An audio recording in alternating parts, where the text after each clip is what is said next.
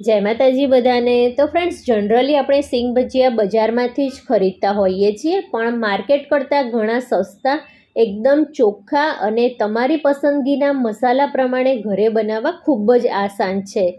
સિંગ ભજીયામાં લોટને કઈ રીતે બરાબર કોટ કરવા અને કેવી રીતે તળવા જેથી જરાય તેલ ના ભરાય અને સિંગ ભજીયા એકદમ ક્રિસ્પી તૈયાર થાય, એની બધી જ ટિપ્સ વિડીયોમાં બતાવી છે, તો વિડીયોને એન્ડ સુધી જરૂરથી જોજો। તો સૌથી પહેલાં અહીં હું 200 ગ્રામ જેટલા કાચા સિંગદાણા લઉં છું અને સિંગદાણા આ રીતના મોટી સાઇઝના હોય ને એવા લેવાના, જેથી સરસ એવા મોટા સિંગ ભજીયા બનીને તૈયાર થાય।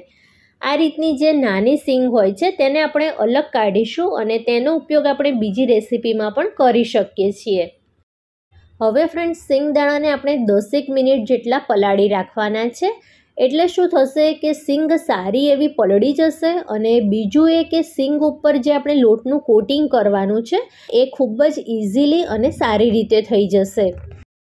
10 મિનિટ જેટલું થયું છે અને સિંગ સારી રીતે ફૂલી ગઈ છે, તો હવે આપણે તેને કાણાવાળા વાસણમાં કાઢી લેવાની છે, એટલે વધારાનું બધું જ પાણી નીકળી જાય।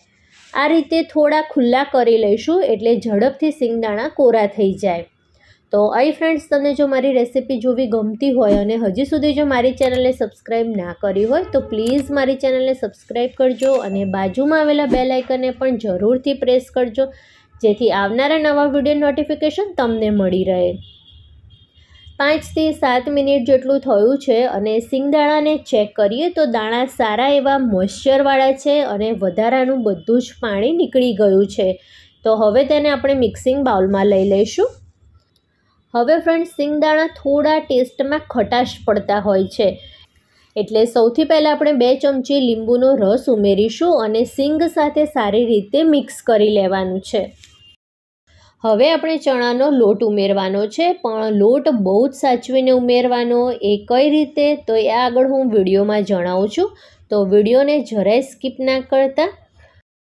તો અત્યારે મેં 2 ચમચી ચણાનો લોટ લીધો છે, પણ એકલા ચણાના લોટથી સિંગ ભજીયાનું ઉપરનું જે લેયર છે એ એટલું બધું ક્રિસ્પી નહીં બને, તો ઉપરના લેયરને ક્રિસ્પી બનાવવા માટે 1 ચમચી ચોખાનો લોટ ઉમેરીશું। હાથથી જ આપણે સિંગને ઉપર નીચે કરતા જઈને મિક્સ કરવાનું છે અને જરૂર જો લાગે તો 1 ચમચી જેટલું પાણીનો ઉપયોગ તમે કરી શકો છો। અને હજી ફ્રેન્ડ્સ, તમે જુઓ તો લોટનું કોટિંગ સિંગદાણાની ઉપર બરાબર નથી થયું, તો ફરીથી આપણે 2 ચમચી ચણાનો લોટ અને 1 ચમચી ચોખાનો લોટ ઉમેરતા જઈને ફરીથી મિક્સ કરવાનું છે। તો જેટલો ચણાનો લોટ લો ને એના કરતાં અડધો ચોખાનો લોટ લેવાનો અને સિંગ ઉપર આ રીતે મિક્સ કરતા જવાનો। તો જુઓ ફ્રેન્ડ્સ, આ રીતનું લોટનું કોટિંગ સિંગની ઉપર કરવાનું છે।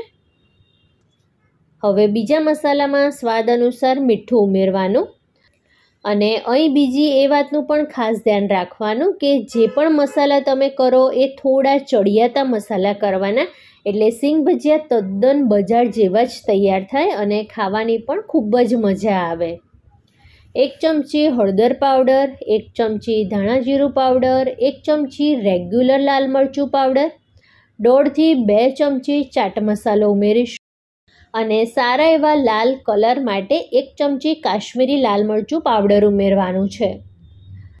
મસાલાને સિંગદાણા સાથે સારી રીતે મિક્સ કરી લેવાના છે અને જો મિક્સ કરતાં તમને જરૂર લાગે તો 1 ચમચી પાણી તમે લઈ શકો છો।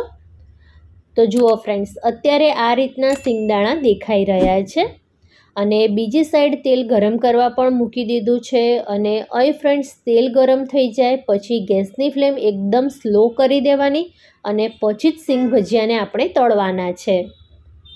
સ્ટાર્ટિંગમાં આ રીતે બબલ્સ તમને જોવા મળશે, પણ ધીમે ધીમે બધા જ બબલ્સ બેસી જશે અને બબલ્સ બેસી જાય પછી જ આપણે ઝારાની મદદથી સિંગદાણાને ઉપર નીચે કરીશું, એટલે બધી જ બાજુ એકદમ ક્રિસ્પી તૈયાર થાય।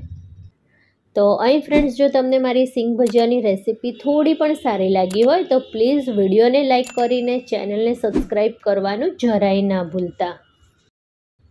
અને આ રીતે સિંગ ભજીયાનું ઉપરનું પડ લાઇટ ગોલ્ડન કલરનું થાય પછી આપણે પ્લેટમાં લઈ લેવાનું.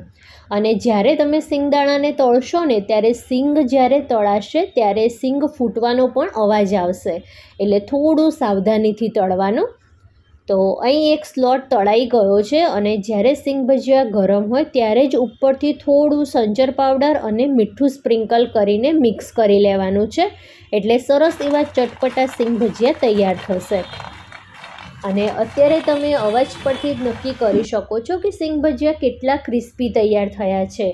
તો તદ્દન બજાર જેવા તીખા, થોડા ખટમીઠા, ચટપટા સિંગ ભજીયા બનીને તૈયાર છે. ઘરે બનાવવા ખૂબ જ આસાન છે. તો તમે પણ ફ્રેન્ડ્સ એકવાર જરૂરથી બનાવજો અને તમારો અનુભવ મને કમેન્ટ કરીને જરૂરથી જણાવજો. ફરી મળીએ આવા જ નવા વિડીયો સાથે. ત્યાં સુધી bye bye. Thanks for watching.